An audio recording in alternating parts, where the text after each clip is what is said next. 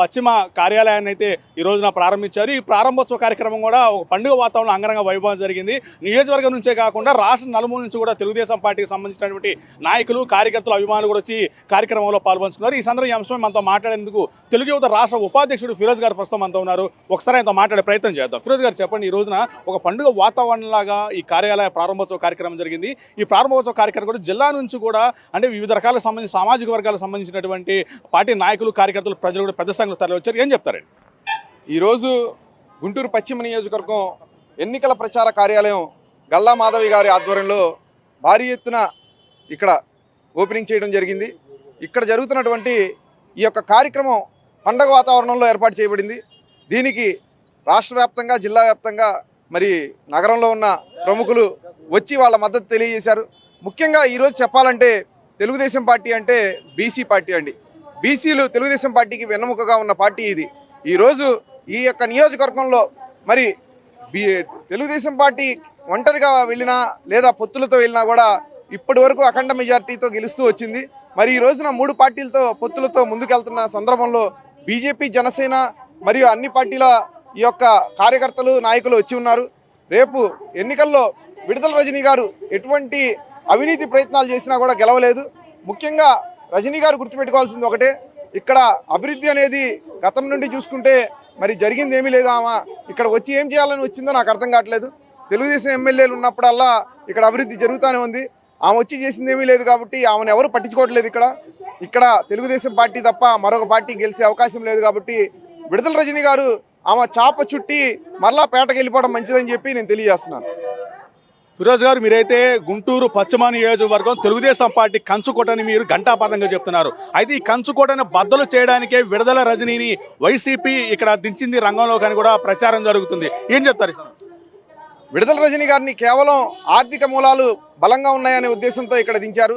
ఇక్కడ ప్రజలు కేవలం అభివృద్ధికి ఓటేస్తారు. ఎందుకంటే గతం నుండి కూడా ఇక్కడ గెలుస్తూ వచ్చింది తెలుగుదేశం పార్టీ మాత్రమే. తెలుగుదేశం పార్టీ చేసిన అభివృద్ధికి ఖచ్చితంగా ఓటు పడుతుందని చెప్పి నేను తెలియజేస్తూ ఒకటే చెప్తున్నాను, విడుదల రజనీ గారిని సెలెక్ట్ చేయడం వెనక ఉన్న ఆంతర్యం ఏంటంటే ఆమె ఆర్థికంగా అనేక రకాలుగా ప్రజలకి తాయిలాలు ఇస్తూ వాళ్ళ ఓటుని కొల్లగొట్టి మరి ఇక్కడ ఫ్యాన్ గుర్తుని గెలిపించాలని ప్రయత్నం చేస్తుందనే ఉద్దేశంతో వైసీపీ పార్టీ వాళ్ళకి సీట్ ఇచ్చి ఉండొచ్చు. కానీ ఇక్కడ అలాంటి పప్పులు ఉడకవు.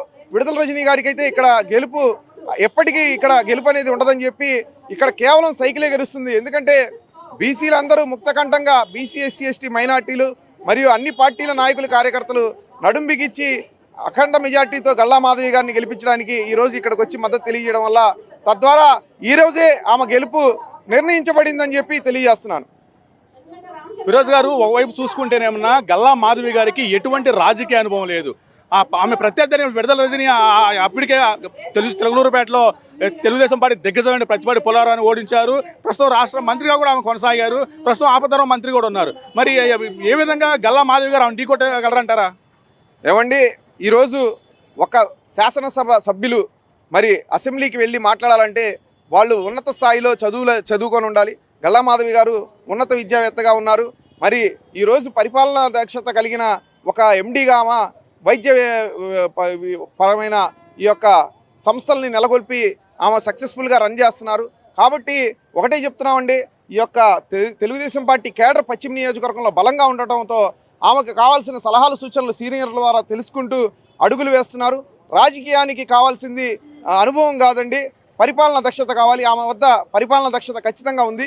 ఈరోజు మేము చెప్తున్నాం, మరి మాధవి గారు భవిష్యత్తులో ఎమ్మెల్యేగా మంచి పేరు తెచ్చుకొని ఇంకా మంచి మంచి అభివృద్ధి కార్యక్రమాలకి పశ్చిమ నియోజకవర్గంలో ప్రారంభిస్తారని చెప్పి మాకు పూర్తి నమ్మకం ఉంది.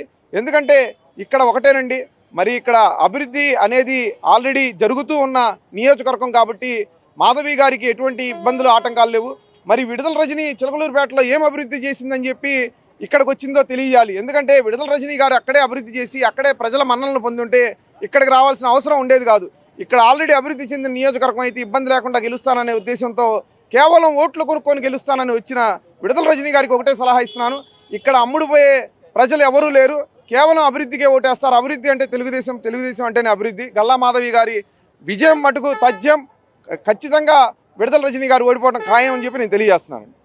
ఫిరోజ్ గారు, అంటే గుంటూరు పశ్చిమ నియోజకవర్గానికి తెలుగుదేశం పార్టీకి ఏదైతే సంబంధించినటువంటి వ్యక్తులు చాలా మంది ఈ యొక్క సీటు కోసం పోటీ చేశారు. ఈ నేపథ్యంలో వాళ్ళందరికీ సీటు రాకుండా మాధవి గారికి అధిష్టానం కేటాయించిన నేపథ్యం వాళ్ళందరూ సహకరించాలన్నటువంటి